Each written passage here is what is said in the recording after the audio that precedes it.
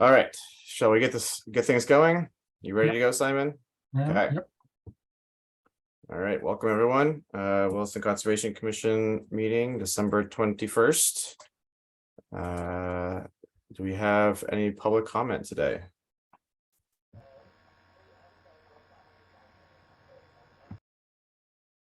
No raised hands.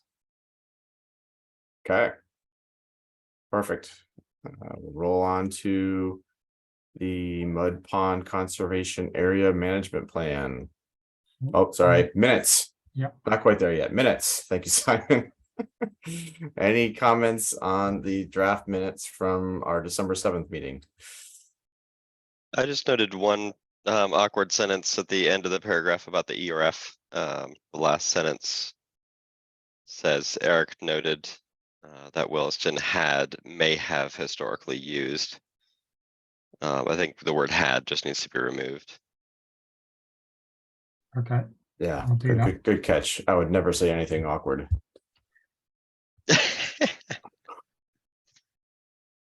I'll change that. Everything else looked good to me. Thanks.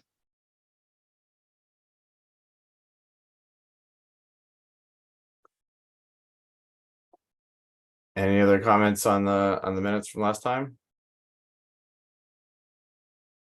I'll make a motion to approve the minutes as amended. Thank you, Second Laura. notice. I think I heard Reed beat out Gary on that one. Jeez, quick. Any discussion on the motion? All right, all in favor of approving the minutes as amended, please say aye. Aye. Any opposed? And any abstentions? All right. Thank you very much, everyone. I shall once again, Simon. Okay, now we can move on to Mud Pond Conservation Area Management Plan. So I think if I recall from last time, we just had a couple of things we wanted to fix on this or address on this, and then we're ready to go. Is that right, Simon? Yeah, we looked at it 2 weeks ago, and I think we heard from one resident who had registered it as Quiet Park, which I think everyone found interesting. Another resident who talked about safety, and then I think the commission had a few comments and changes that they wanted made to the draft, which I've done, and we can run through those. Just before we do, I noticed we've got a local resident, Cindy. Are you here for the Mud Pond Conservation Management Plan agenda item? I just wondered if you wanted an opportunity to speak before we launch into the reviewing the management plan. Yeah, okay, she's just listening to find out what's going on, so we can move on. Thank you. Thanks for being here, Cindy.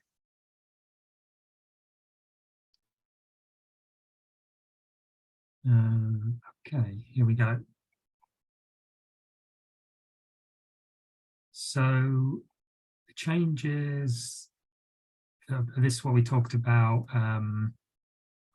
last 2 weeks ago, so this will just be finalized once everything's done, because it's just a bit about process about how we got to where we are.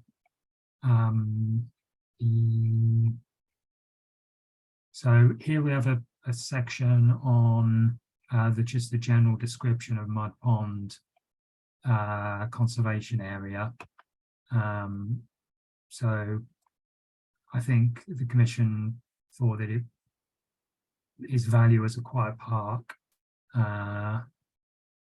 was something that could be referenced in the management plan. So that's just a bit about how you can go there to avoid human noise and listen to the sounds of the natural world. Sounds good. Looks good. We talked about the trails and physical improvements to the property. So this is an area that's just a section that's just being updated if people are still happy with the Quiet Connector branding of this particular bit of trail, we can keep using that. And then there's just a part about how Fellowship of the Wheels trail improvement project, although it benefits all users, does allow cyclists, and that cyclists should be aware of the quiet and tranquil nature of the conservation area. Personally, I'm thrilled with Kim's suggestion of that name. I think it will help people understand the purpose. Yeah. So we just Yeah, I agree. updated the history of the trail map. So down in the sort of lower right corner, hopefully that stands out as a different trail connection, trail segment that just indicates it as a different part of the trail. That's a beautiful map, Simon. I can't take credit for it. All I did was mend what someone else had previously done. I'll pass on your thanks to Melinda. Yeah, the colors all did show it. up nicely, Yeah. though. The mustard is maybe the hardest to see at the top, and that's okay. It has a nice Yeah. call out, so.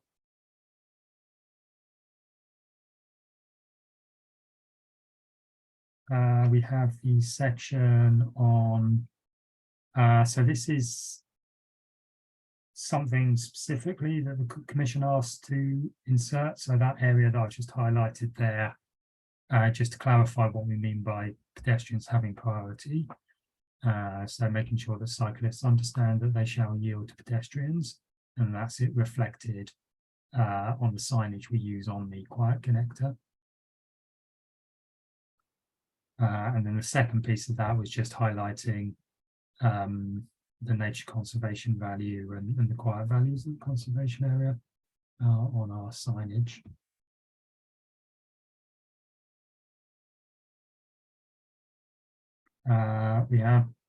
We talked about towards the end, we talked about how we're making this trail accessible for people with riding adaptable bikes, sort of the original idea for these improvements, and that's just to start looking at how we designate an ADA place as part of the trail improvement works to create the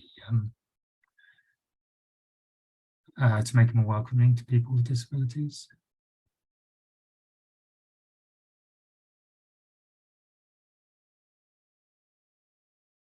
So we have, these are just the sort of summary of the preceding chapter, which just again references the trail improvements, the signage, and the ADA parking lot.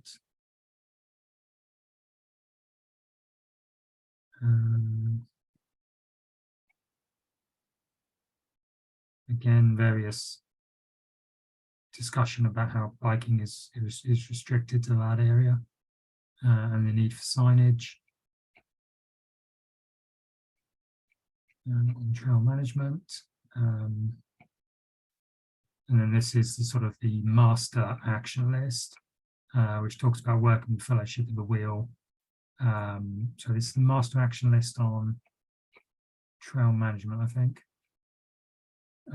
So working with Fellowship of the Wheel to develop that trail, including signage. I think monitoring feedback on safety of the South Road crossing. Bruce is going to put some signs up warning people about pedestrians in the road. I did speak to him about that. And then lastly,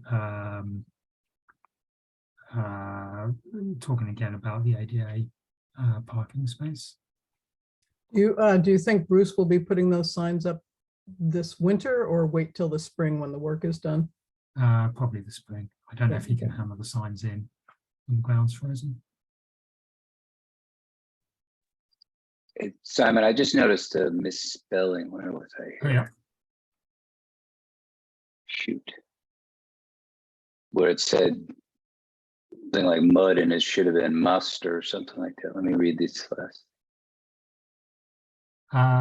Yeah, I mean, what I should do is once we've finalised it, is do a final spell check because it can be hard to spot them when the track changes are showing in red.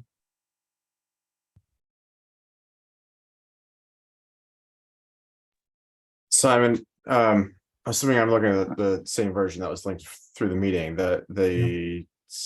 on page 5 of the PDF, you have right above responsibility. Yeah, right there. Is that, do you have more detail on the process to insert there?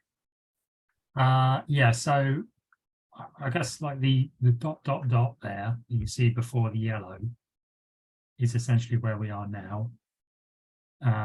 So hopefully the commission is going to vote to approve this and move it on to the select board, and then Okay. it will just be finalised with the select board approval date. I see. Got it. Okay, thanks.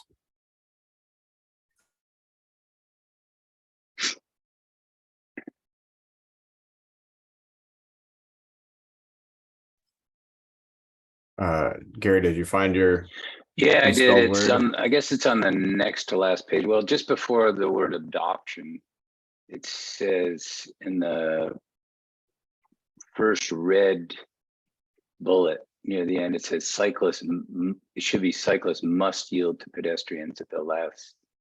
Yeah. It says cyclists must yield, but okay, good, thanks. All right. Thank you, Simon. Any other comments on this, or do folks feel like we're ready to go to a vote to approve it? I make a motion to approve as edited, corrected, or whatever. I'll second.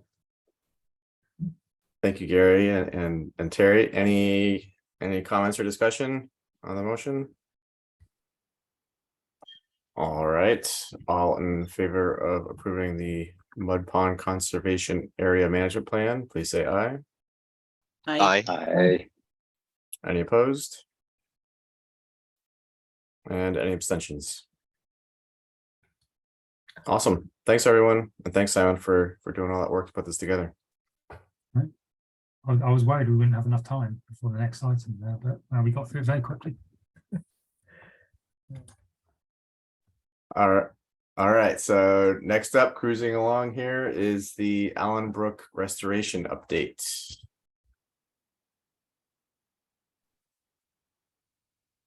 So is that what Christine's logging in for? Hi, Christine. Yeah. Hi, good morning. Glad I was here a little early. You guys got moving right along. That's good. Good morning. I'm Christine Doherty. I'm the stormwater coordinator here at the town of Williston. I don't know that I've had a chance to meet many of you yet, but thank you for being here and thank you for what you do for our community. As Simon said, I do have a slide presentation here for you. Simon, can I share? Or Do you? Yeah, I think you can. The security settings. Oh no, hold on. Okay, let me Yeah, see you if I can. Yep, You let me should be able see to what now. Great, thank you so much.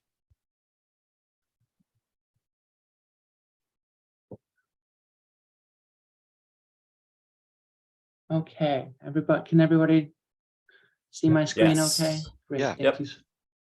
Okay. So yeah, the Allen Brook Flow Restoration Plan. So take a quick look here. This is the watershed here in this kind of peaches tone. It's outlined in the blue, outlined in blue here. So that's the watershed. It encompasses approximately 11 miles, starting up here kind of in the Sunset Hill community, and then runs down, and the confluence for it is actually down near, Muddy Brook, just before it goes in the Winooski River. The Allen Brook is a Class B cold water fishery with designated uses for such as swimming, fishing, boating, activities such as that. That's important because the classification of the watershed, or I'm sorry, of the water, surface water, really will influence how the watershed or the water body gets managed from, an environmental and regulatory perspective with state agencies and the EPA. There are also 10 known tributaries that feed into the Allen Brook. I bring that up because that's a lot of, opportunities to transport different potential pollutants, sediment, E. coli, different organics and things like that that can impact the overall water quality of the stream.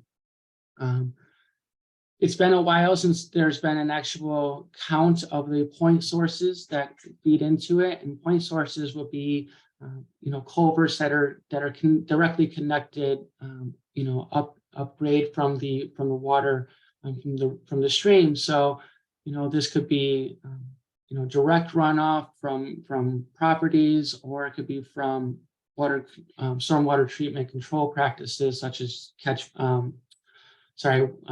wetlands and constructed wetlands and ponds and things like that we use for managing some of the peak flows within the Allen Brook. So to take a little bit closer look at what the classification, how that actually works out. So B2 is actually, so there's four classifications generally applied to surface waters in Vermont. B2, which is good, B1, which is very good, and A2, which is a public water source, and A1, which is excellent.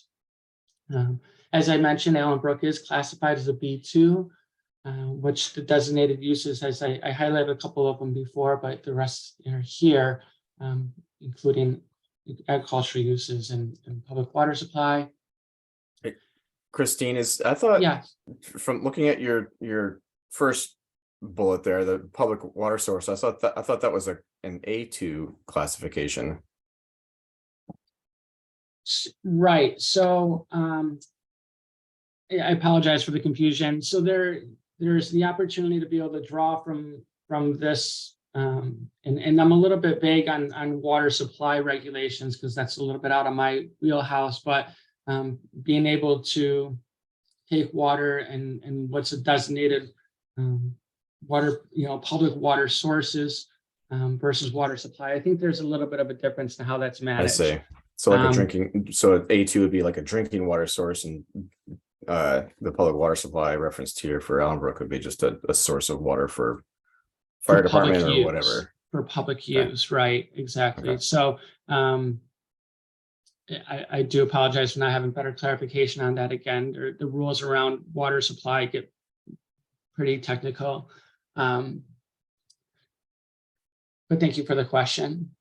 So the waterways are in the state are managed to meet a minimum classification of the B2.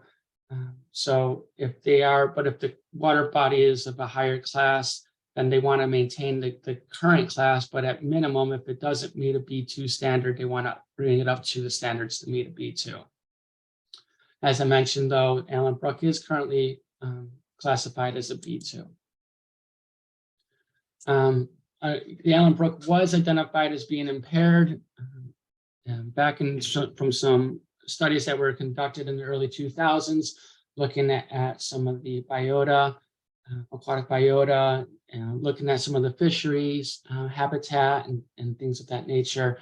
It was determined that the Allen Brook was being impacted. It was impaired due to sediment and nutrient loading that was happening in some. So there was so when this happens, excuse me, I'm not used to presenting at 7 o'clock in the morning, so you have to excuse me here.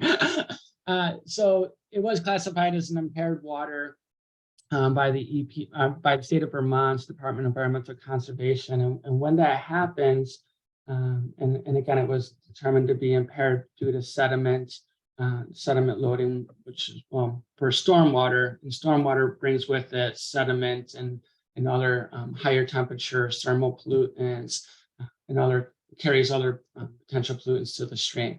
So when a stream gets identified as being impaired, then the state's required to come up with what's called a TMDL, total maximum daily load. This kind of sets the boundaries on what can be what can be directed to the stream as far as volume of water and the makeup of the water. So we do see that there was what's called a hydraulically based TMDL for stormwater for the Allen Brook. And in a lot of ways, setting a TMDL for stormwater will address some of the sediment and nutrient issues that we had seen in some of the samplings that were done previously. So, kind of trying to capture some of these issues and really through one major point source, again, that being stormwater. Let me try to put this thing here out of the way so you guys can see that. There we go. So I wanted to take a quick look here and provide some more information about what that actually means. And so how is the stormwater being regulated in the Allen Brook watershed? And where do we show that we are as far as our current flows, and where is it that we're trying to get to?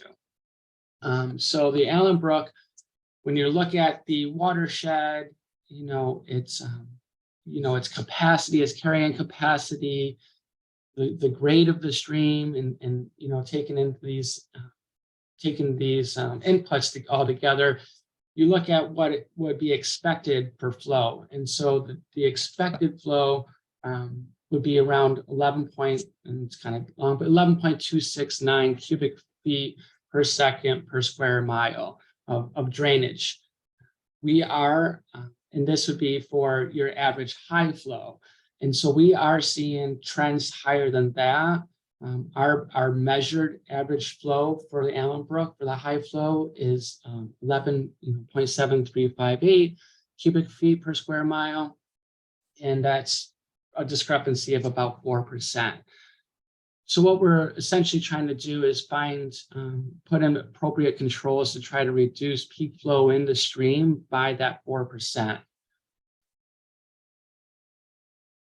Now I'll share a little bit more about how we obtained that here in a few minutes. The other aspect, though, is not just the high flow, but we also need to look at average mean low flows. So the target low flow for the stream would be 0.2206 cubic feet per second. We are currently measuring slightly lower than that at 0.2015 cubic feet per second. And that's a discrepancy of about 9%. So in this case, we do actually want to bring up the water levels a little bit and allow more flow to occur. And Christine, are these flow measurements from the USGS gauge at the intersection with Route 2A? Is that where you're measuring these? So that is one of them, yeah. So there was actually when the Allen Brook was being studied and looked at as far as its water for its water health or its aquatic health, we do have several gauges. There's more than one. I think there's 5-6 gauges along the Allen Brook that have been implemented. They've been out there for a while. We were doing some flow studies and looking at these for a while. So it's been a collection that occurred for a period of time. But yes, that is included in it, Eric. I've got a question just on Yes. that 4%, 4% Sorry. over. Sorry, on that 4% over for the high flow. Because Arnie doesn't know much about this. Is that, like, contextually, is that? I mean, this is very. These or? are very borderline, in my opinion. Okay. I think that the peak flow of 4% being over the mean is, to me, statistically within reason, but Right. Okay. I'm unfortunately not the one that's making that decision. There was determinations that at the state level that this needed to be looked at. I'd also say that there's kind of some emerging interest, or maybe some different inputs that are going on here, because as a town with a population over estimated 10,000, we're required to be have a phase 2 stormwater permit. And so we really had some extra attention on all of our waterways to identify a baseline of where they are, and then, you know, to make sure that we maintain those. So we're not, I mean, there's room for improvement, Simon, but Yeah. it would seem to me, and it is in my opinion, that really, I think some of the practices that are required may be a little bit heavy-handed for where we are. And I think Okay. that it could be mitigated. But Yeah. we are being charged to improve it. And so we are stepping up to that charge, and we're going to do our best to work with the state to meet this goal. Really, this is the state's goal more than it is the town's. The town is here as a partner to the state, but we are not the driving agency behind this effort. Okay. We are being required by the state to adopt this plan as part of our MS4 stormwater program. But again, these are the goals that the state is setting. This lower end here, the low flow is a little bit more concerning for me. What happens with low flow is that, you know, you essentially, if your low flow is too low, you don't get this wash. There's low flow is like that 24-hour, 1 inch, 24-hour storm. You know, what does that look like? How much of it's reaching to the stream? And that when we get those, that pushes sediment through, and it helps keep in the pollutants that, might be building up. We think about, you have your fish and your organics in there, have waste that's associated with that, right? And if you don't have the flow going through, you don't get the movement of the water, you don't get the dissolved oxygen back into the water. There's just, you're not getting that good mixing that needs to happen. So and I'll talk a little bit about some of the impacts here. So, the high flow being too high and the low flow being too low, and what those impacts are. So with high flow, peak flow, you end up when it's too high, and part of that measurement is to look at what's happening to the stream bank, because when you start to lose stream bank, you lose your stream bank vegetation, which provides shading. It also provides, ecosystems for some of the aquatic species. It also, it helps to stabilize the bank, which when the bank starts to fail, you get deposits of sediment and downstream sedimentation. That ends up filling in the, some of the places where you can find aquatic habitat.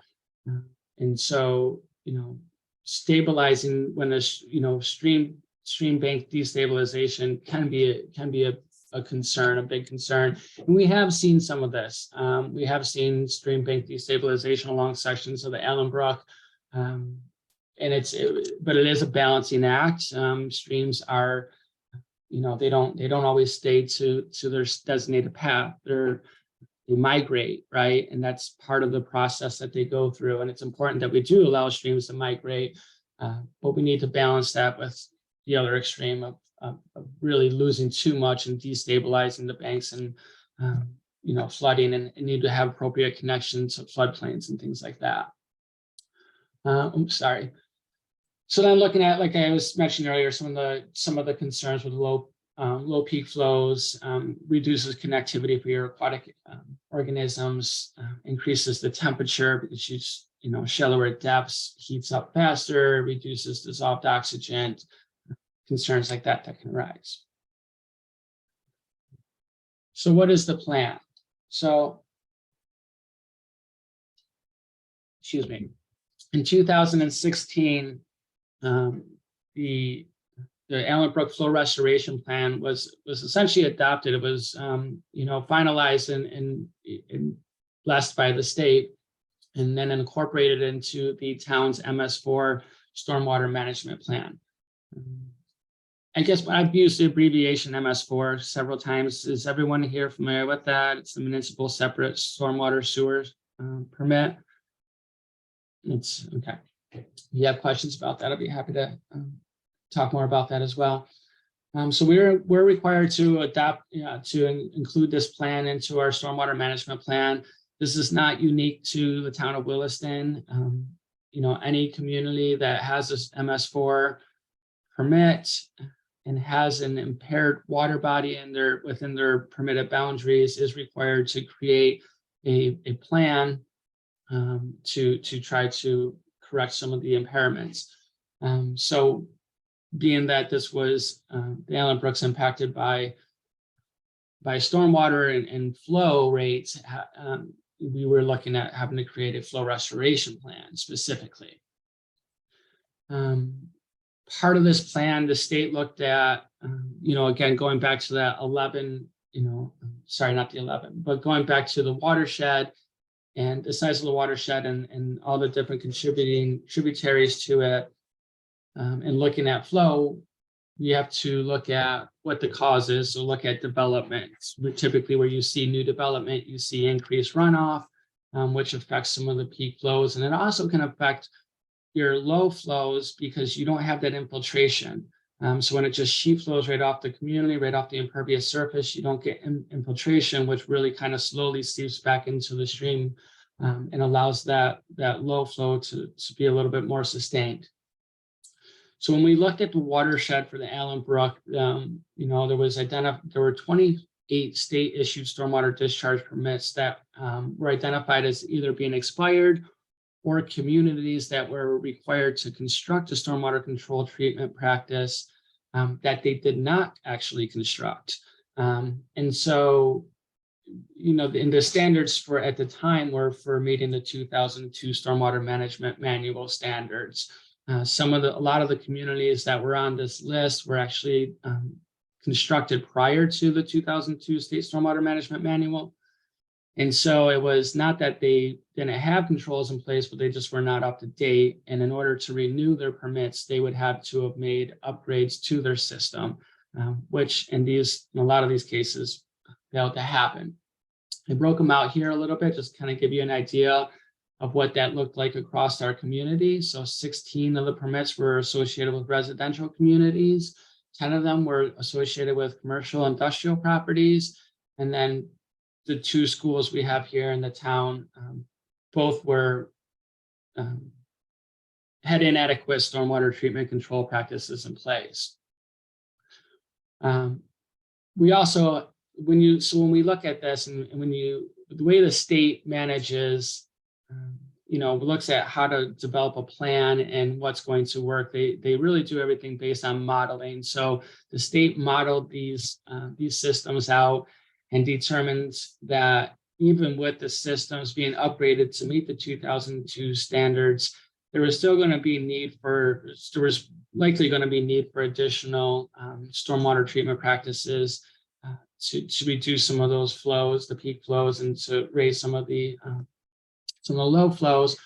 So as part of our study, we proposed constructing 2 additional projects. One was on Mayhem Farm, and the other was the Town Hall Fields. The Mayhem Farms project was, unfortunately, has been tabled because of wetlands. The wetlands were just too restrictive, and the state wetlands program said that they really was no circumstances under which they were going to approve that project to move forward, which was disappointing for us. But they said that they felt there was still an opportunity for us to meet our target goals with the controls that were still proposed with the Town Hall Fields. And they wanted to see what it would look like once all the controls were actually constructed and put in place before they would revisit these 2 projects. So these 2 projects, Mayhem Farms has been tabled again, but the Town Hall Fields, and I know that this is one project that gets asked about every couple of years. The challenge that we're facing with that project is there's wetlands out there, and not that we would need to impact the wetlands directly, but the buffer zones, so there would need to be some access roads through the buffer zones for those wetlands in order to be able to construct the water quality ponds. The states. Sorry, Christine, sorry to interrupt. Just for my own clarification, the Town Hall Fields, these are the fields that are located behind the Town Hall? Yes, that's correct. Okay. All right, thanks. So the state's wetlands program would like to see what the results of implementing these stormwater treatment practices actually provides prior to making a final determination that the storm haul fields are actually needed and justifies the impacts to the wetland buffers. So we kind of have some interstate programs that are, I guess it's between those two for us to really, whether or not we can move forward with the town hall fields. At this point, they're not really even willing to talk to us about this because they've also now asked everybody to develop a phosphorus control plan. And so basically the watershed program for the state is pretty occupied with modeling those and trying to do, review those and approve or improve or approve those. We still have not gotten ours back from them, approved or denied. So sorry. Back to the Allen Brook flow restoration plan here. So the plan is not required to be fully implemented until 12/5 of 2032, which is part of the other reason why the state wetlands is kind of holding back on a town hall approval. Because we do have time in the state's eyes, we do have time to be able to finish the construction of our systems that were required, and then to do some modeling or some testing down the road once they've actually been in place for a while. To date, we have 15 of the 16 expired permits have been upgraded. When these particular permits were upgraded for the residential communities, they do get incorporated into the MS4 program. So 15 of the 16 for the residentials have been updated and then transferred to the town stormwater program. There's the 10 commercial industrial permits. Those have all been upgraded, but those will not be transferred into the stormwater program. The 2 schools are working with State Agency of Natural Resources currently on design and construction of their systems. The school is not part of our town's programs. That's not our town's property. So we are not involved with the school, with what their school upgrades are going to look like or have any control over their timelines. But I do know that they are working on that now. And as I said, the 2 town-sponsored projects have been held up by a state wetlands program. And once we get through the phosphorus control plans, I had their promise that we would look again at this project and come up with a plan as to whether or not we can proceed with it or if we need to try to find another location. Can I ask you a Christine, question, sorry. Christine? Oh, go ahead, Eric. No, go for it, Reed. I had a question. On that last slide, you mentioned that the 16 residential stormwater treatment upgrades that were being done as they were completed were getting transferred to be part of the town's stormwater program instead of being a private. Was I understanding that correctly? That's correct, yes. And is that are those the only residential systems that get transferred to the town? I was curious about that. Yes. So the challenge that we really ran into with this is that, and this is certainly my opinion here to a large extent, but and I wasn't here during this time period, but the state didn't really keep a very close eye as what was going on with these permits. Again, there wasn't a lot of oversight, so some of these communities didn't have any stormwater systems constructed, even though they were required to and they were permitted to. When upgrades were required, they weren't being made. Permits were allowed to expire, and there was no actions taken. Then the state, then the state was actually sued, and they had to take more robust action. And when that happened, then they came in and basically went back and said, hey, you guys are not compliant, and we're going to put liens over your houses, and we're going to really impact your ability to make transfers of your property and things like that. And you know. I do really look remember the to- uproar during that period. Yeah. And so was the and s- transfer to the town like a measure to help protect against future non-compliance, just because the town would be more likely to stay on top of it? Or what? Well, so it's a little bit more complicated than that, because what ended up happening is the and there was, you know, different management, you know, in our public works department, I think at that time, but you know, the town ended up becoming a pass-through for a lot of funding. We had, you know, around $1 million passed through the town to these communities.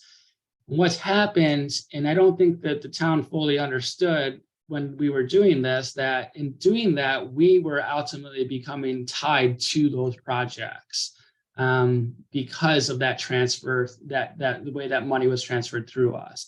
And so the state, you know, more or less tied us to those projects as a result.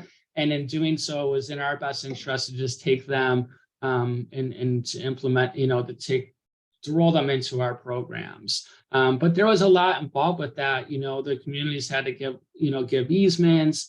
You know, there is a lot of, I don't want to say a lot, but disagreements come up on how often they get maintained or how they get maintained, you know, like mowing the grass and things like that, you know. And Sounds like that's so, not a trend that you're interested in seeing continue. It was more of like a one-time situation with the state coming in and kind of a crisis for the town and how to get funding to communities that needed to upgrade or install their systems. yes. You know, I know that there's a lot of effort from the state and for the local communities to really be more involved with these permits, and especially when you talk about the 90/50 permit, also known as a 3-acre permit. The challenge, though, is when we do that, it puts a lot of pressure on local resources. You know, it's you look at my program, for example, it's just me. And there's a lot of charges that our programs are required to meet, and they're permitted charges. They're not voluntary. We have a permit. We have minimum measures that we have to do: outreach, education, inspections. You know, there's a lot to these programs, and then additionally, when we have the phosphorus control plan, you know, what's proposed into that is additional stormwater treatment practices that will be designed specifically for reducing phosphorus loads. And we do think that we're going to capture some additional flow restoration benefits out of those projects, which is another reason why, you know, we haven't really pushed back too hard on the state with the town hall fields. But we also want to keep that project alive in case we need to implement it to meet some of our targets. But yeah, unfortunately, Thanks for sharing your perspective on the town taking some ownership over those systems. I didn't know if that was commonplace or not. Sounds like it was just kind of a unintended outcome of that emergency. Yes, and I apologize. The lighting's a little bit tough in here, but yes, it was I think a little bit unexpected what we ended up you know, with, and the state does, you know, yeah. Some communities do better, though. I mean, some communities like South Burlington, for example, have capitalized on it and expanded their program. I mean, they have a, you know, very robust stormwater program. I think 11 full-time employees now. Wow, really? You know, with sweepers. Wow, that's and huge. equipment. Yeah. But that's what it takes. Yeah. So if you're You really know, going to and take on a lot more system. Thank you. Yeah. Quick, Christina, quick meeting management check-in here. So we have 15 minutes left on this time slot. I know we started a bit early. How much more do you have to share with us? This is it right here. Just want to let you know what the next steps are. Okay. And then, so as I mentioned, you know, we just have a couple more projects that need to be implemented. The one residential community is Turtle Crossing. We have the 2 schools that will meet all of our treatment practices that were identified in the Allen Brook Flow Restoration Plan, which I think it's really good. This was 6 years and we're almost fully constructed.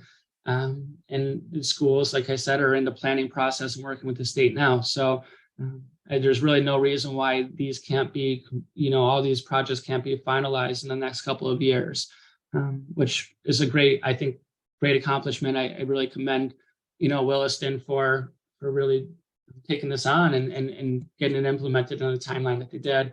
And as I mentioned, once they do get constructed and once the state gets through the phosphorus control plan requests and reviews, I do plan on going back and revisiting the town hall project and some of the phosphorus control projects that we have to see from a modeling perspective, how we look for meeting our flow restoration plan objectives.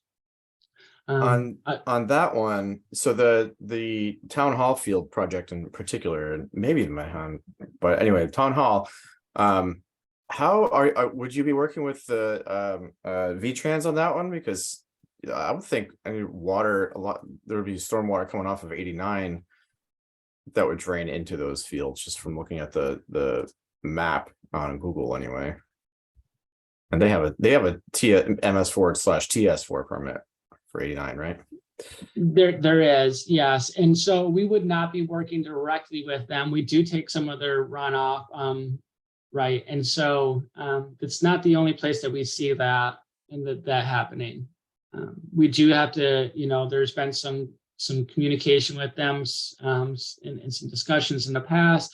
They're aware of it, but there's, they wouldn't have any direct involvement. And it kind of, and Eric, and we always have to think, especially in our programs, we have to think a lot about what we get ourselves involved with and what the ramifications are for partnering on some of these projects with like V-Trans or with these communities, because it can really tie our hands as to how that gets managed if we want to do future upgrades, uses, and things like that. Because as soon as we start to have that collaboration, we end up in a co-permitting situation. And there's almost no way to dissolve that co-permitting unless one entity takes over all the infrastructure of the other entity. And that, especially when you're talking different agencies, state agencies, local agencies, can get challenging. And even when you're looking at residential in the town, because then we need to go in and get easements and really restrict the uses of that space for the HOA. And it really can take a lot of the local control away. And so, that's something that I often try to let people bring to their attention. And it has been a concern for some communities. Yeah, that's a good point. I was just thinking about it from a funding perspective. And if V-Trans is contributing to the stormwater issue there at the town hall fields in particular, then they could throw some dollars into the project. But there is one existing stormwater pond in that field, but it's quite old. Yeah, it's not providing significant benefit in really meeting what our goals would be. So we'd be looking to construct a gravel wetland out there. I believe that was the proposed system, was a gravel wetland out there. But there's definitely room for improving that infrastructure out there and getting better returns on our investment. But I think we're doing good. So I do want to mention also, so there's been, you likely have heard, and I'll just in my closing, you've likely heard that we are not doing it, we're not continuing to support, doing research sampling along the Allenbrook. And we're not continuing to look at flows right now.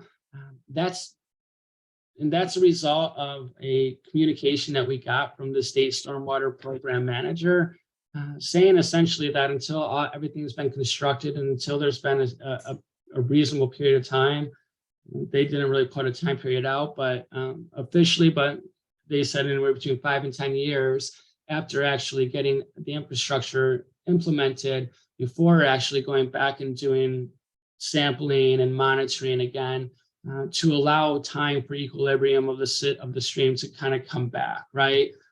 So because these are passive controls, it's going to take a little while for them for everything to kind of balance out. And so they want to, you know, they don't see the direct value in continuing to require the sampling and monitoring. And if it's not going to be required, and it is does cost money and time and resources, then we are going to press the pause button on that as well, and revisit that when we think there's going to be a value to that again. And at that time, hopefully be able to get the Allenbrook off the 303D list. Awesome, thank you. I was just scrolling through the TMDL as you were talking and looking at the future growth section, which allows for an increase in the impervious surface area of an additional 35 acres beyond whatever it was when the TMDL was written in 2008.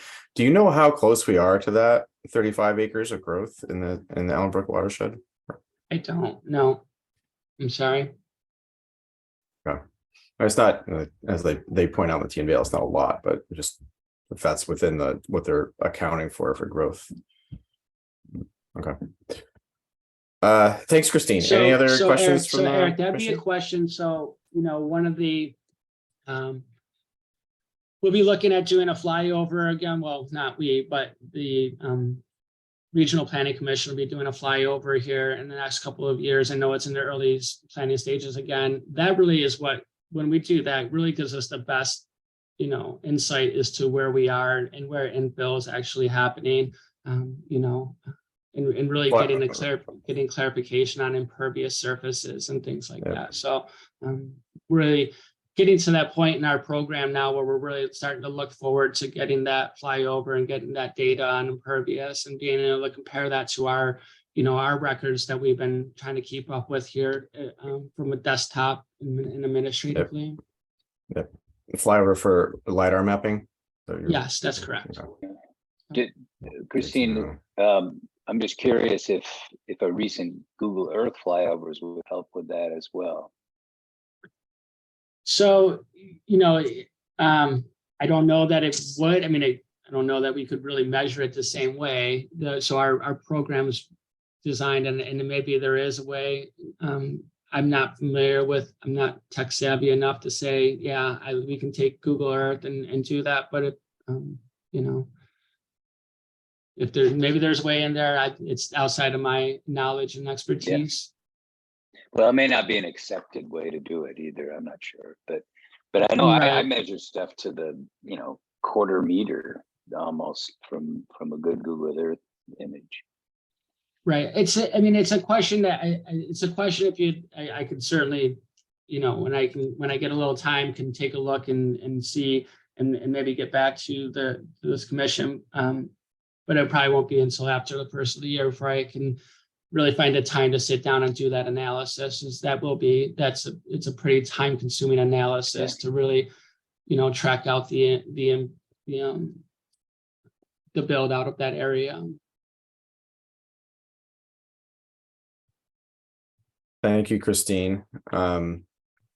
Any other questions or comments from the commission?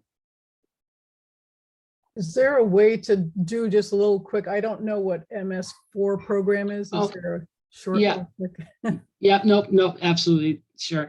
So under the Clean Water Act, starting at the EPA level, the Clean Water Act, communities that have densities of 10,000 people or more have to look at adopting so there's a couple of requirements. There's the municipal separate stormwater sewer program. And so the idea is that your stormwater and your sewer are supposed to be managed separately. Okay. And so when we have population densities that meet the thresholds under the permits for communities that have these MS4 permits, then we're charged to essentially do so. As underneath the MS4 permit, we're then required to have 6 different minimum requirements to manage stormwater. They include education and outreach, illicit discharge detection and elimination, we have to have some oversight over construction activities and the in the management of those and sedimentation off of that. I'm sorry, that's 3 of them. Outreach education. Oh, we have to look at our own facilities. So they call it like good housekeeping, which is funny to me. But so we look at our public works facility. Where are we storing our rock salt? Where are we storing our chemicals? How are we managing our equipment? Things like that. So we have all these charges that we're required to do, and again, that's really triggered by by our population densities, and then again, the idea is that we need to keep separated stormwater in our sewer, and so this permit requires that we do that, which today is not. Today we wouldn't construct stormwater and sewer together, regardless of the population size. But there are a lot of communities that still have those combined systems, and so they're charged to make efforts to break those out and separate those. Burlington being one of the last ones in our region that do have combined systems, and you hear about overflows and bypasses at the water treatment facility. So because we are an MS4, we have an actual stormwater program. So we have to implement the permit requirements, and we're permitted to create a utility to raise the resources, to get the money that we need, the capital we need to be able to implement this program. Great, thank you. That helps. And that's just to wrap it up, that utility you just referenced, Christine, is the what is it, the $12.75 or something that each landowner in town pays on their water bill each quarter? I can't even remember now how often. Yeah, so it works out to be $51 a year for a single family home. That's applied for stormwater, and that fee goes to that goes to maintaining things like our culverts, our drainage channels, stabilizing drainage channels that may be experiencing active erosion. It goes to street sweeping, catch basin cleaning, education and outreach, things like that. So really, there's a lot of things that goes to whenever we have to do maintenance of existing stormwater control practices.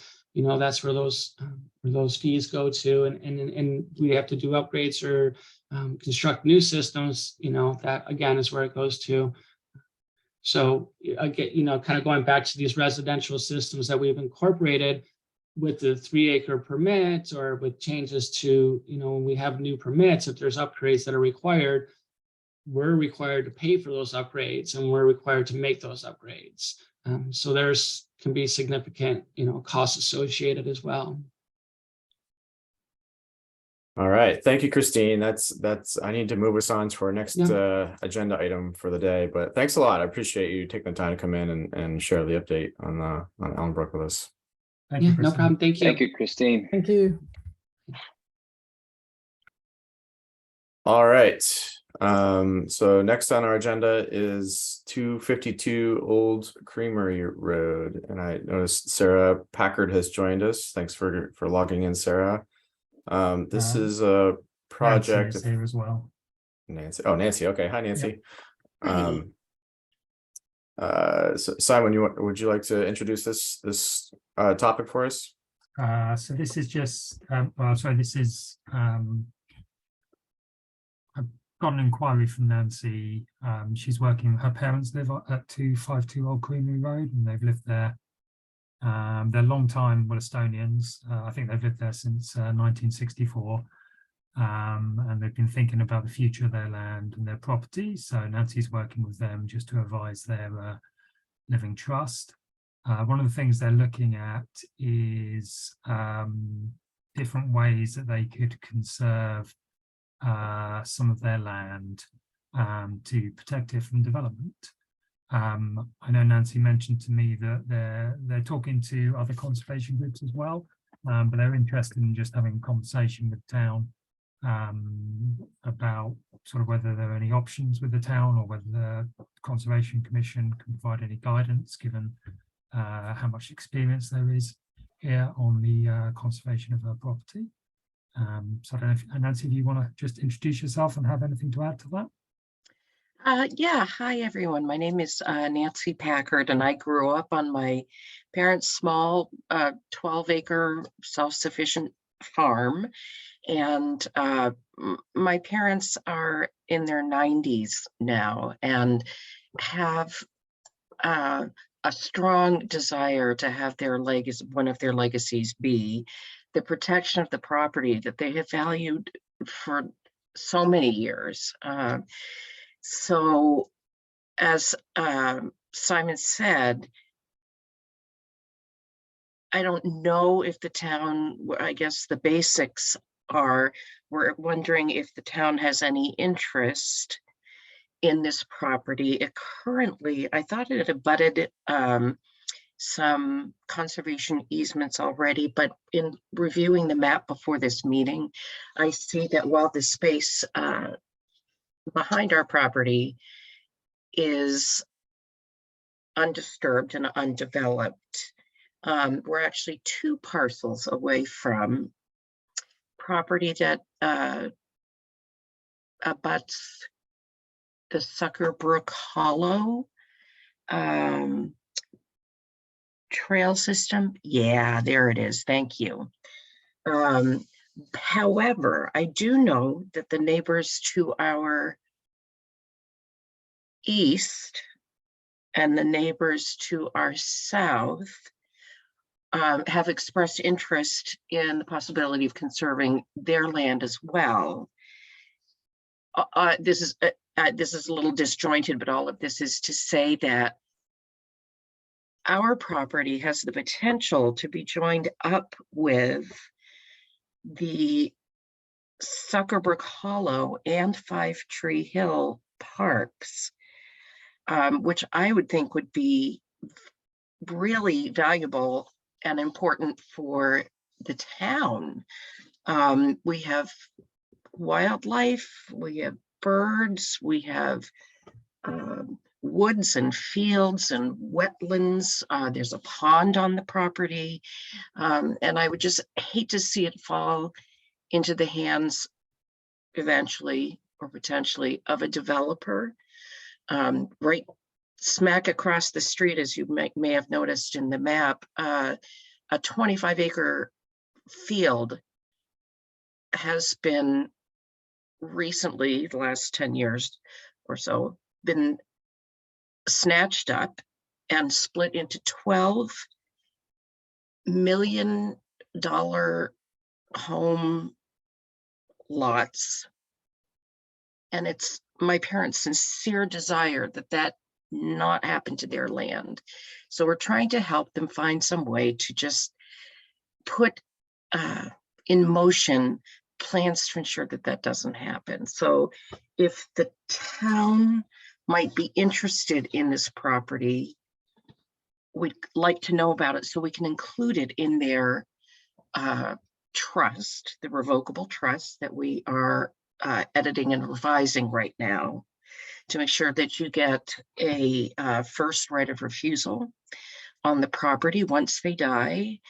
And if it's something that the town isn't interested in, or if I know our property has a low priority level as far as, I guess you call it the ERF, is that right? Environmental Reserve Fund goes. Correct, And yes. so what I'm trying to do is to appeal to you to say that even though it's a low priority, if any developers get their eyes on this property after my parents pass away, it's a sure bet and a very profitable one for them to build it up just as they have done across the road.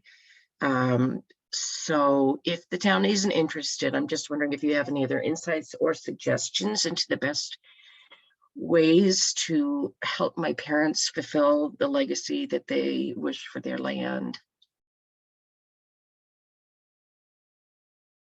Thank you, Nancy. That's helpful context and background. I'll turn it over to the Conservation Commission members first. Any ideas, questions, comments from the commission members? I have, I'll oh, go ahead, go Gary. Laura. Well, I was just going to say quickly that that piece of property, I guess to the north, it has the words Boomhauer property and on it. Mhm. That's another potential piece that we have over the last couple of years discussed with Dan Boomhauer to, you know, he's interested in conserving that as well. So that's another Exactly. relatively big chunk there. Yeah. And in fact, the Boomhauer property, I believe, already has an easement in place. Well, that's the blue one that has, but I think there's another piece of Boomhauer, I believe. Yeah, I'm pretty sure that one Adjacent just to to the that. north, just to the Mhm. north of that, towards your property. Yeah. Dan is also considering conservation on that piece as well. And I believe, although I'm not 100% sure, but I believe that they've also talked to Patricia Markle and Joyce Corning, and their property is just to the west of ours. They're interested in conserving. And as I said, the property to the east, our neighbors to the east, are very committed to not having any development in their lot, and their parcel is probably double the size of ours.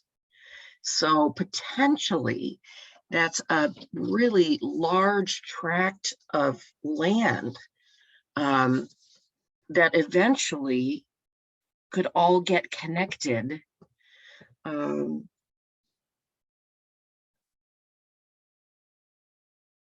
Perhaps even with the compelling potential to have the trail systems that are in place at Sucker Brook and Five Tree Hill to all be connected with this large parcel. It would, so, you know, that would be a perfect tract of undisturbed land for wildlife, for recreation, and just general protection. Williston, as I don't have to tell you this, you know, it's just getting further encroached upon by this Burlington suburbia.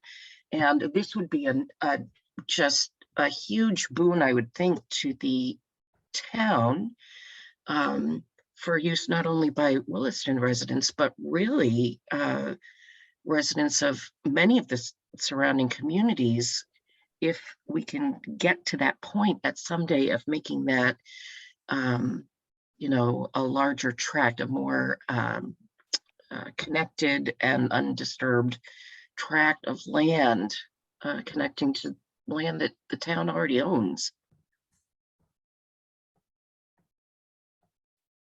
Laura, did you have a Simon, comment? I had one, Eric, but I wanted Laura to go first if she. Oh, yeah, you can go back to the map if you'd like. I know for decades, there's been a trail from the end of Lyman Drive over to Sunset Hill that's used by the people on McJay Drive. And that kind of feeds into, I was just conversing with Dan Boomhauer, it was a few weeks ago, about, you know, I think that Simon and Eric saw the letter he wrote about, you know, there's so much impact on the trails we have that we either need to stop development or we need to invest in more trails. And so I know that with you know, the ERF fund that we which isn't very much money that we get supposedly yearly, it's important to think about. I know we decided we needed to repair the trails we have now instead of looking to build new trails, but with the population that's growing, I think an important resource are looking ahead to where we can put other trails. And this might be a good spot. That's all I wanted to say. Thanks, Laura. Reed? Yeah, that's an interesting point, Laura, about the need to figure out what our plan is for trails as the population of Williston increases.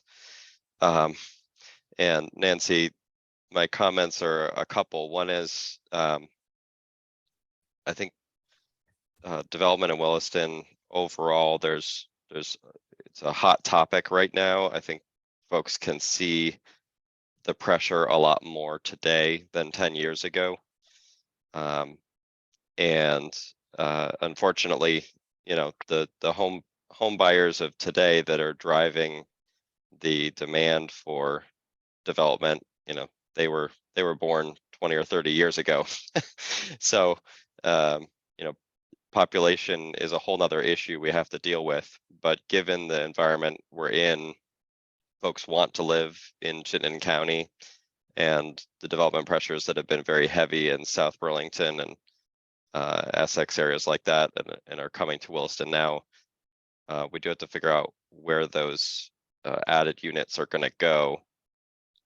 Simon had put in at the bottom of the document information about, you know, what would likely occur if development was proposed on your parcel in the ag rural district. You know, at least we have some protections against what you see as, you know, more dense development in the residential and certainly in the growth center area, with 75% open space requirement for a parcel of your size in the ARZD. So hopefully that's a little bit of reassurance that, you know, these parcels like yours are not eligible to just be packed with houses, but certainly it does contribute to fragmentation. It does create more impervious surface. It does introduce more density than is there today. And I was just going to say about the prioritization and your parcel being low, that I really wish we were in a position where we felt like we could go after high priority parcels without a lot of hesitation, and then also be considering some medium and some low. But with the current level of funding, and it's an agenda item for the commission today to address our funding level for next year. But under our current level of funding, we don't have a lot of financial resources to do something. But I just want to express my support that I think, especially when we can create a larger habitat block like this, if there is the ability to collaborate with multiple property owners and try to basically, you know, add a chunk that's adjacent to existed protected land, that's a value of high value, and that's something that Jens Helk, who helped us develop our prioritization and redo our mapping for habitat, that's something that he emphasized was we need to preserve our forests, especially our forests that are substantial in size. So thank you for bringing it up to us, and we'll see how we can support you. And we're in favor of doing what you're proposing. We just have to figure out what our options are. Thanks, Reed. I have a couple thoughts, but go ahead, Terry. Okay, so anyway, so I was looking at the various maps, and I could see that this piece of property, you know, one corner of it does touch on that significant wildlife habitat on one of the maps. And it does show that there is a river, you know, a waterway there. So that's a travel corridor for wildlife. So that's important. And it would be great to know, you know, which of the neighbors are thinking of preserving their land. It looks like one piece is landlocked there. On the map to the left, there's a parcel that doesn't seem to have any road frontage. And it gets fairly close, you know, it works its way towards the Suckerbrook and Boomhauer property. And then I was also curious, you know, where it's marked in red across the road where those houses were built. Is the portion in green, is that the open space that was needed to be conserved from that development? Possibly, I'm not sure. Okay, and It is still open.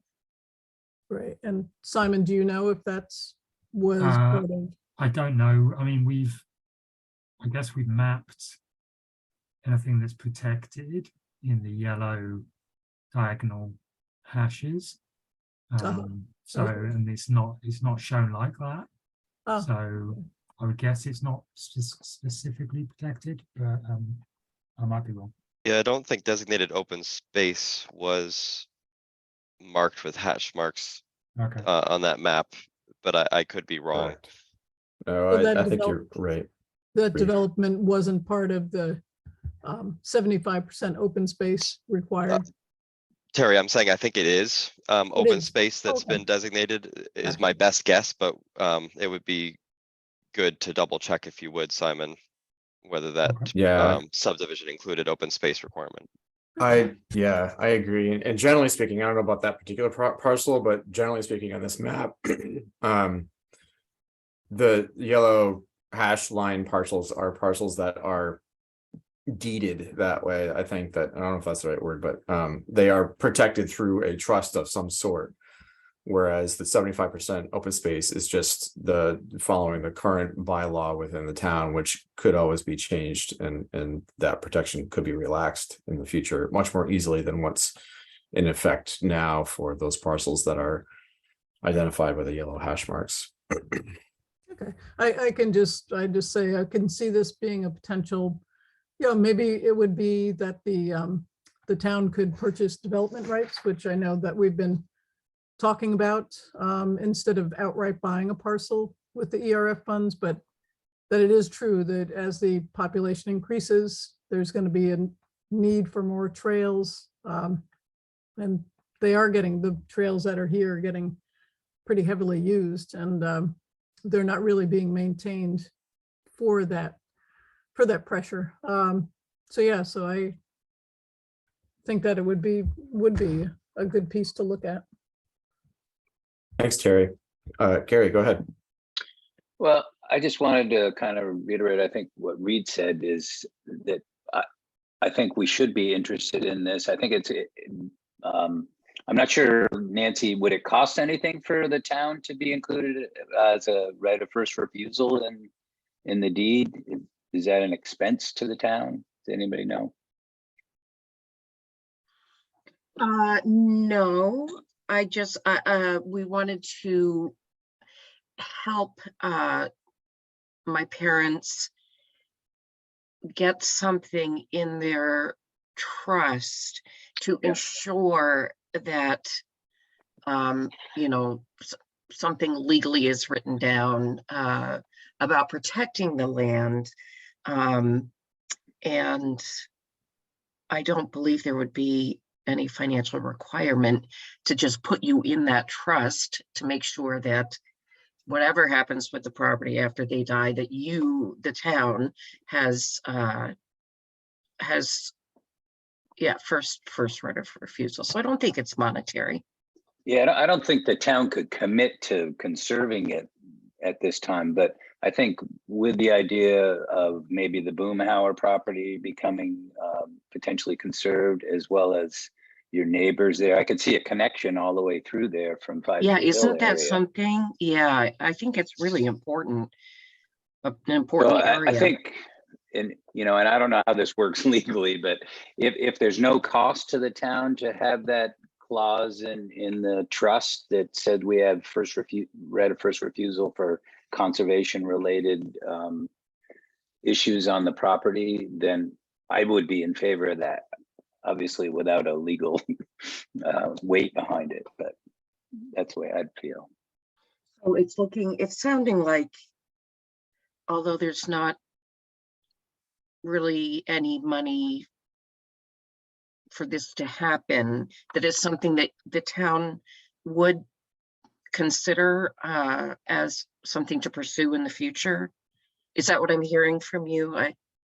It also gives some added weight, with talking with your neighbors, if you guys have that in there so that they can have some level of confidence that, if they also get on board with wanting to find a way to make a deal with the town to preserve and give value back to the town, and potentially, potentially there's some expense for the town too to do it, but it just gives some confidence that, okay, the town is serious about talking, with your family, and is actually considering this. They might be more likely to want to work with us on a larger plan. And would that be more appealing to the town? For me, it would be, your property in isolation, we can't justify prioritizing that versus another parcel that's also available and has a higher prioritization. But in connection, if there's the ability to basically connect to existing protected open space, and also to potentially add trail connections to a popular spot in town, then it becomes a lot more attractive. Yeah, thanks, Reed. And that's where I was headed as well with my comment is looking at the larger picture for this part of town. As we've mentioned several times today, that the Suckerbrook Hollow is not an old, that park hasn't been around very long, but it already receives a lot of pressure. And looking at northward, there's 1, 2, 3, 4, 5, potentially six different parcels that could be protected, including yours or your family's.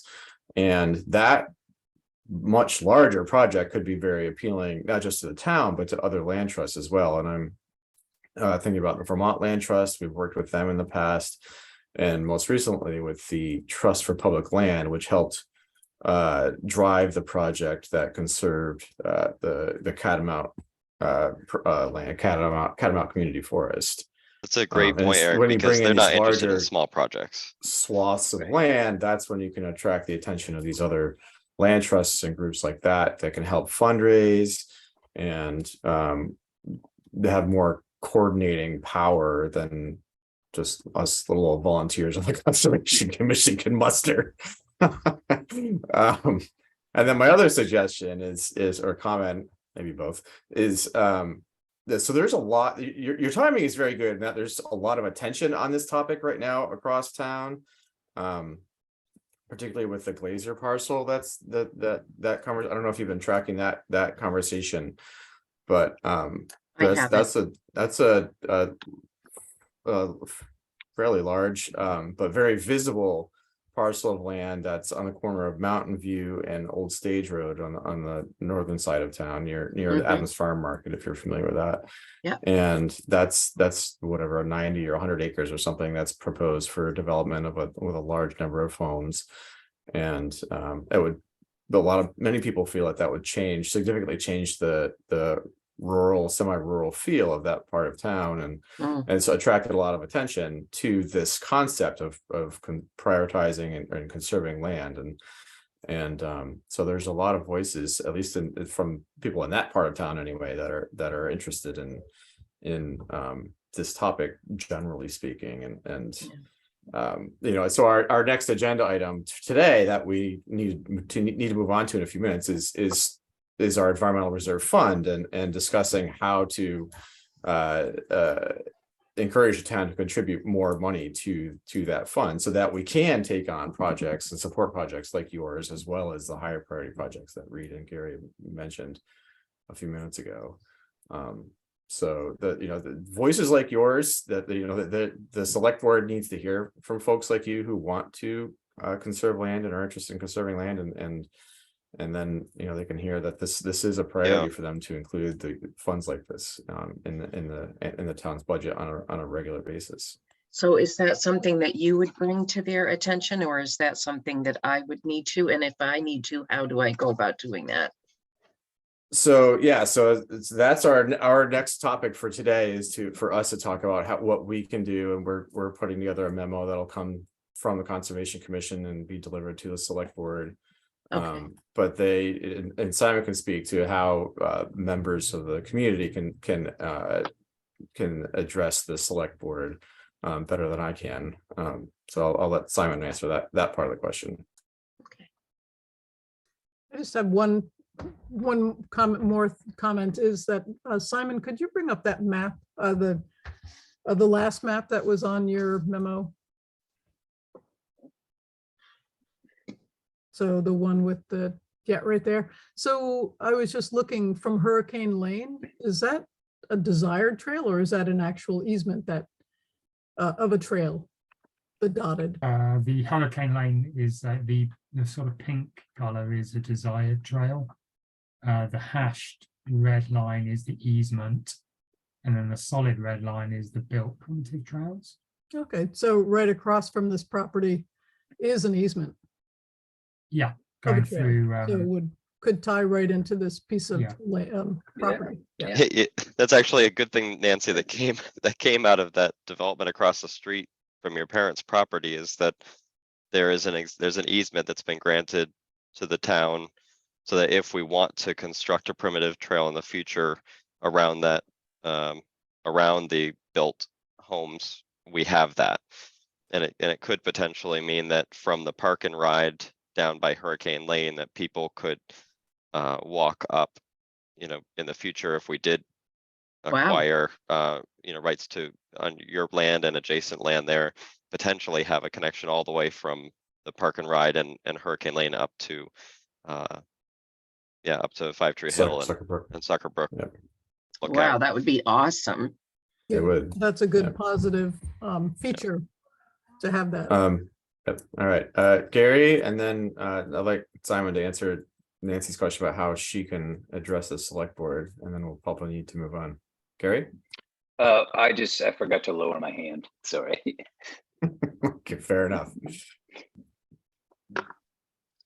So the select board takes public comment at the start of any meeting, so anyone can address the select board then. They are having, I guess this is tied into this agenda item we're about to talk about, which is the availability of funds to purchase or, purchase land or purchase development rights to land or get conservation easements. We are pretty limited in how much is allocated for that. And it's an annual appropriation for the budget, and historically, there's never been a set amount that's allocated every year. Okay. So they are having budgetary hearings on the Tuesday after New Year's, which I think is January 3rd. Yeah, that date's probably good. That's where the public can make comment on any aspect of the budget. So Okay. you could certainly attend then if you want. We're about to discuss it. I don't know if someone from the Conservation Commission was going to talk about the ERF more generally. They can also reference that we do get inquiries like this, where we are limited in what we can do, but the potential additionality here is something that we should be aware of when considering the ERF. Eric, if I may. Nancy, I think it would make a big impact for the select board to hear a specific example of how the public is interested in leveraging the ERF, because most of the time, the only time that the select board hears chatter about it is when something is up for development and people are asking, why can't we preserve this? And the answer is, well, either the town wasn't approached ahead of time so that we could get ourselves organized, but more likely, there's just not money, and you can't come up with the money on the spot. We have to have it in the fund so that when somebody like you comes forward, God forbid, whenever your parents pass, we don't control that timing, and we have to have funds in there ahead of time, knowing that these opportunities are going to come up, and we need to be properly resourced. And again, if you can work with the folks who own the parcels around you to build up this potentially much larger project, that makes the argument that much stronger too. Yeah. Yep.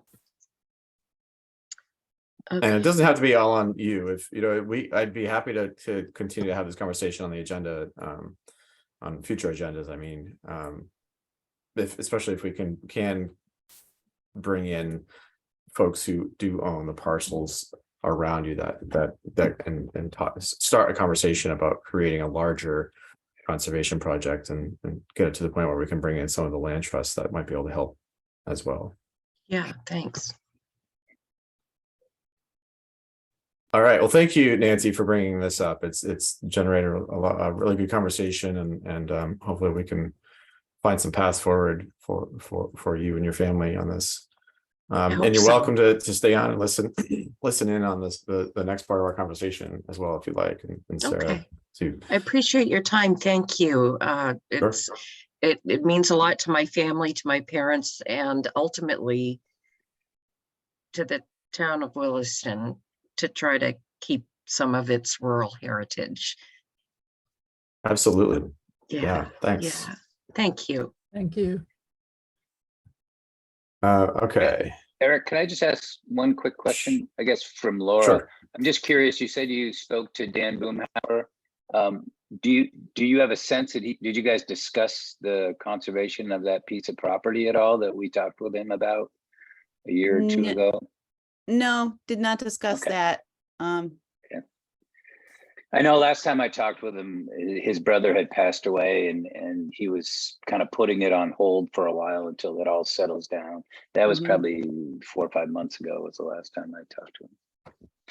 Yeah, it Thank you. takes a while to settle those things. Yeah. Sure, yeah. Could I pop in again? Sorry. So I just want to make sure that I'm clear. When I'm looking at the maps,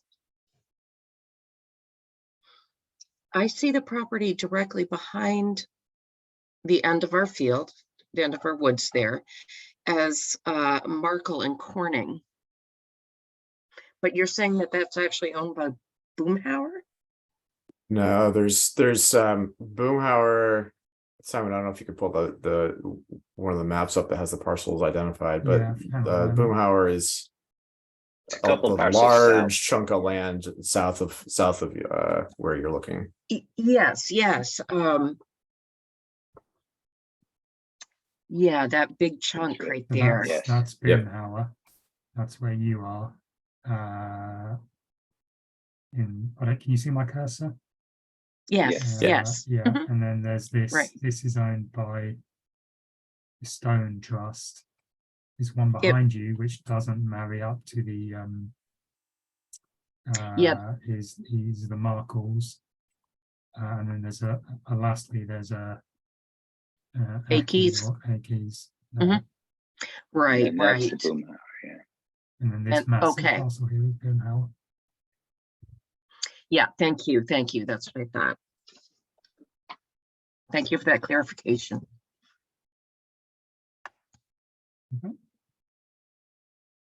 Okay, so ERF funding. So Simon, some of you may recall, the Conservation Commission drafted and submitted a memo to the ERF in, what was it, 2014, 16, somewhere in there. Back when the select board, I think the last time the select board had dropped their appropriation for this fund down to 0 or close to it. And so Simon pulled that one up out of the cobwebs and updated it with some current information. I worked on it a little bit last night. Basically, the conversation that I'd like us to have today is what do we think is an appropriate level of funding to maintain for the long term, and is there some sort of model that we could follow, or a formula, and what do we? I guess there's 3 questions. What's a good healthy balance, responsible balance to have in the ERF at any given time, and what would be a good model funding formula to suggest to the town to follow? I don't have any particular answers other than just suggestions off the top of my head for what we should try to support in the coming year. I see a few hands going up though. Reed, I think I saw yours pop up first. Go ahead.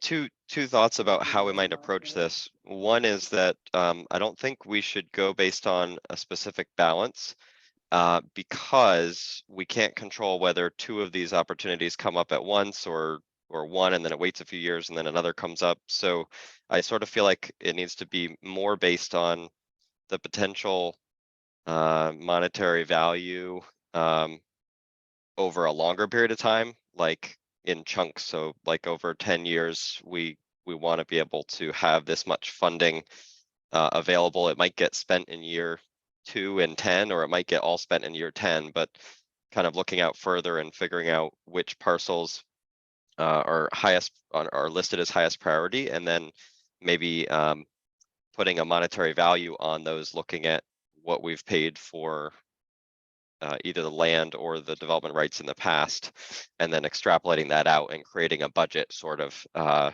theoretical budget, if we wanted to purchase some of those over time. That would be my suggestion of how to do this, and it's going to be inexact no matter what, because we just don't know which ones we'll have the opportunity to purchase. But I think starting with those high priority ones and talking about what the funding would need to look like over a period of years to conserve those ones is a good starting place. Okay, thanks, Reed. Gary? Well, I just wanted to say, you guys may remember this too, but we have had set kind of dollar amounts in the past, and I vaguely remember them being somewhere between $250,000 and $350,000.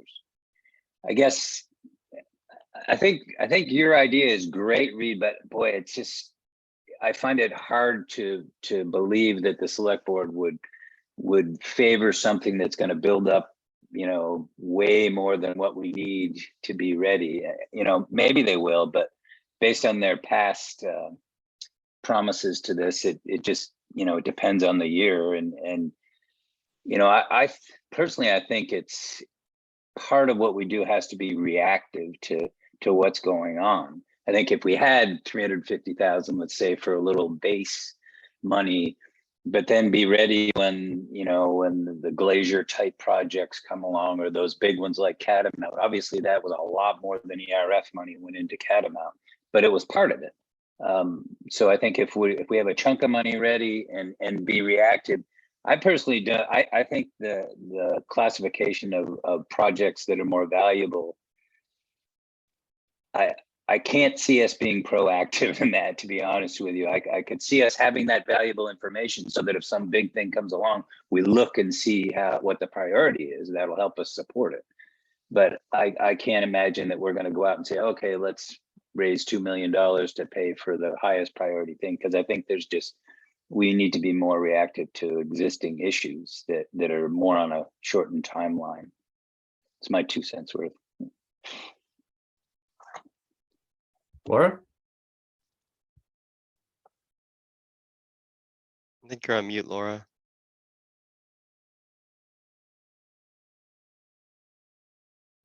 You're still muted. Okay, can you hear me? All right. I think the most important thing to say, yes, we need that number in there, but to say 0 is unacceptable. And, you know, for all the reasons that we know, I mean, people are interested in us helping them conserve properties. People are, I mean, the select board already read a letter from Dan Boomhauer about how there's so much pressure on the trails that people park down the road at Sucker Brook because the parking lot's not big enough. And he said, you can't, this is not acceptable. You know, you need, if you're going to have more people, you need more infrastructure, you need more trails. And so we're going to see more and more of these pieces of property become available. And I just think it's really important to say, you can't tell us that the small amount that we already asked for, you're not going to give us. So that's my 2 cents. Thanks. Thanks, Laura. Terry? So I agree with Laura. Whereas that the getting nothing this year for the EF fund is that's just not okay. Because you can hear the will, what the people want in town, from the Glacier project, from any other project in town. 3-4 years ago, there were 70 pages of comments from the public about how the town said that we're losing our open land, we're losing our views, we're losing our access to land. And then again, just now with the Glacier project, it's up again. It is same piece of land that people are up in arms that and then it just overflows to traffic and all the other things that come along with that. And with the increased population, it's just hard on the trails that are here. And I don't know if you folks have been out on the trails lately, but they're a mess. You just go to Mud Pond and all those boardwalks are just really need a lot of work, and people are there all the time. Suckerbrook, and it's just people are coming from all over. They're not just coming from Williston, they're coming from Essex, they're coming from Burlington. They're I've been out there doing my Adopt a Trail work, and I just have started up a conversation with folks and just say oh, where are you from? So it's also people coming from other towns. And I know last time that our last meeting, we were talking about the ERF and how it was even in those pandemic times, the town managed to fund $70,000, $75,000 to put into the fund. And now that we're kind of moving out of COVID and people are getting out and there's more activity happening, they're not going to fund the ERF. I just and we I mentioned that South Hero, small town, they have a 1% on their sales tax that goes into their conservation fund. So maybe that's something that if the town doesn't feel that they can find the money through taxes, maybe through sales tax, where everyone pays for it. I mean, we are hosting these big box stores, and people are and development. People are coming to our town, have everyone in the surrounding communities to help pay for money to conserve these pieces of land that come up. And I think that $100,000 a year wouldn't be too much to ask, for each year to put aside for conservation, because what would it take to satisfy Mr. Glacier to buy the development rights? Because really, it's all about money is what it comes down to. Is that the Glaciers don't want the the development named after them or their road. They basically want money for their land. And if the town can't come up with the money to save these pieces of land, they will be developed. That's all I had to say, or some of it. I'm sure you have a lot more, Terry. Yes, I was at that meeting last night for the Glacier piece, and there's a lot of people in the town that pages of comments from them, and I just think that the town's not listening. I think that they are getting all this comment and feedback from the residents, but they're not really acting on doing what the town people, what they're wanting. So for context, I asked Eric Wells yesterday how, so if the town was, how it would work out if the town were to allocate $100,000 to the ERF, what effect that would have on the budget and the tax rate. And now, of course, I can't find his response. But it was something to the effect of, and it would be an increase in the overall budget by about 0.5%. And they're looking at a 6.7% increase overall. I think it was. Yeah, it went from 6.5 to 7.2, I think, Eric. Yeah. % increase. Yeah. So that's, and that's for if they were to set aside an extra $100,000 from the zero proposed right now. And I think that's a reasonable argument. You know, that's you know, all these services that the town is providing, the ERF provides an important, valuable long-term service as well to all the people in town, and as well as to the flow restoration plan that we just heard from Christine about, all those ecosystem services too that nobody ever really counts effectively. That save the town money too when we're conserving land. Gary? Well, I just wanted to reiterate some of that, but I think particularly when you think about what's going on internationally with this Montreal meeting and such, where they're proposing, you know, conservation of 30% of wild areas, and I don't think we're ever going to get that high. I think we're somewhere near 10% now. Is that right, Simon? But we should play a part in that. You know, as a town, do our part. Maybe we'll get up to 15. But I think we should be moving towards not only the trail system, which is extremely valuable for all of us, but also the value of conserved land. So that's another one of my 2 cents worth. Yeah, and that's I guess Simon, did you circulate this draft memo to all of the Conservation Commission members? No. Okay. No. I haven't seen it. Yeah. Okay. Well, we can get that to you today, but that was one of the arguments that I made also, Gary, Okay. in my edits last night, was that, you know, and I just drafted it in there. You know, we believe an appropriate target would be to conserve approximately 30% of the total land area of Williston.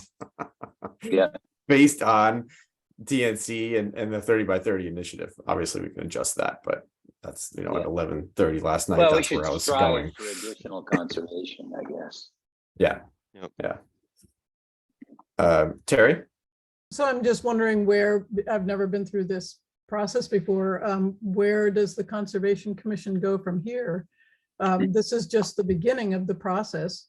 And, you know, do we, you know, you look at the budget and some of the other, like the rec department, you know, their increase is 9% or something like that. And I just wonder, you know, I don't know anything about the rec department. I don't know how well some of their programs are attended, and, you know, can they really look at that and say, okay, you know, can we kind of shift some funds around from, you know, the rec department to the, you know, ERF fund, or, you know, does the police department really need, you know, 20 new holsters? You know, and just some of these other things. I mean, that was at the meeting last night, you know, that they were going over all the things. And I know they worked hard at this, to the budget, but it's, like I said, unacceptable that the ERF fund gets 0. Yeah, I think it's equally as important as all of those, maybe more important. Right. I think we could, I've always wished, as you guys know, I harp on, is if we had more data on how many users are using our trails and that kind of thing, some good data, I think we'd show a massive increase and therefore could better justify the value to town and region. I know the AVCC group, Simon, the one that I hope that the town, you know, re-ups for, that was a conversation just the 2 days ago, was about how are folks getting trail counters and what's available, and they're expensive, but they do provide really valuable information. They do. So to answer your question, Terry, and Simon, correct me if I'm go wrong here, but my thought for the next steps approaching the select board will be to draft up and send them a memo from the Conservation Commission with a request for appropriation into the ERF and some background context to justify that request. And then I think I heard Simon say that the ERF is part of the January 3rd select board meeting. And so, you know, I would, if I'm free, I would plan to attend that, and others are welcome to join me. And I would attend, Eric. In the past, we've been afforded a spot on that agenda to advocate for the ERF. And that's what I would intend to do at the January 3rd select board meeting. Eric Wells did was open to providing us an agenda slot to speak to this.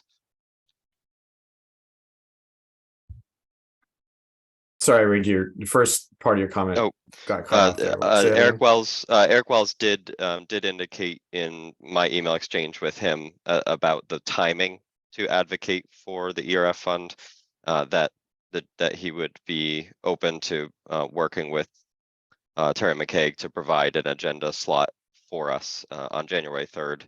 Right. He said that would be an appropriate time. It doesn't I leave a lot I of did just time. want to highlight that we have to be careful. You know, the ERF is not used for trail maintenance or upgrades. So we do have to be careful to separate these things. I think we do need to justify and you know, ask for an appropriate budget for our trail maintenance and upgrades and capital improvements stuff over time. But in terms of the ERF ask, I think we need to be careful not to talk too much about trail stuff, except potentially that when we conserve land, it gives us opportunities to increase our trail network to help handle that additional demand we've been seeing. So that doesn't leave a whole lot of time to,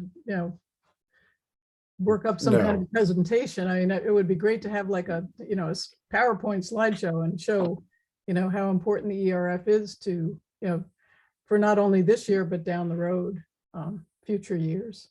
We have a story map already that talks about the history of the ERF and also the impact it's had. It's one of our conservation story maps on the website, so we could potentially just pull that up. I'm sure the select board members have not read it before, so I don't think it would be repeat for them. And we could pretty quickly just kind of touch on the highlights.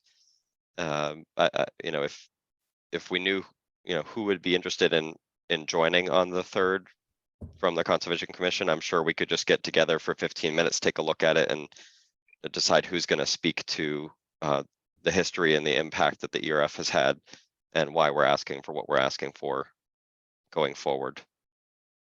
It seems like in some ways we're reverting back to our old system, because in the 90s and early 2000s, we had to, several of us would always go in front of during the town meeting and defend the ERF. And then it was put on a kind of consistent track where $60,000-$70,000 a year we got for a while. And now we're going back to having to defend it every time. It's too bad, because like you said, Terry, there are many other budgets in town that just automatically happen from year to year and get raises. And yet when there's a slightest chance of too much of an increase, the ERF automatically gets defunded. Okay. Yeah. A rant. No, that's a.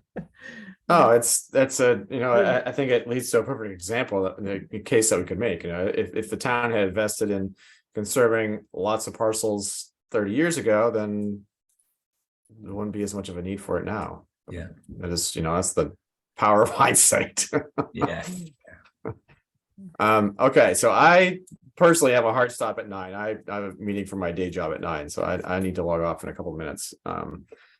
So I guess for next Can we steps, circulate that memo so that folks can provide you any input, Eric, before you finalize it? That's what I was going to ask. So the next steps, I guess, would be for Simon to send that memo draft to the rest of the Conservation Commission members. You can see where I started on last night. When would we need to get that to the select board? Eric said he can forward it to them at any time. So I think probably before the meeting, simply because it should probably tie up with whatever you're going to say, and the memo maybe is going to tie up with what you're going to say. I can circulate the draft. If people can just remember to email Eric direct and not reply all, so we stay on the right side of public meeting laws here. We can't have a conversation about it over email. We have to provide our comments direct to Eric. That'll probably be the way forward.